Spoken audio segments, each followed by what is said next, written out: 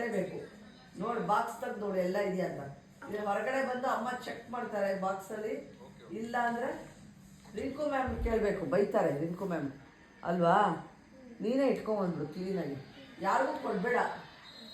ಹಾಂ, ನಮ್ಮ ಪಪ್ಪ ಮಣ್ಣಿ ಸ್ಕೋಲ್ಡಿಂಗ್ ಅಂತ ಹೇಳು. ಹಾಂ, ಏನಾಯ್ತಮ್ಮ? ಯಾಕೆ? ಎಲ್ಲ ಕೊಟ್ಟಿದ್ದೆ. ಹಾಂ, ಕೊಟ್ಟಿ ಎಲ್ಲರಿಗೂ? ಏನ್ ಚೆಕ್ ಮಾಡ್ಬೇಕಮ್ಮ ನೀನು?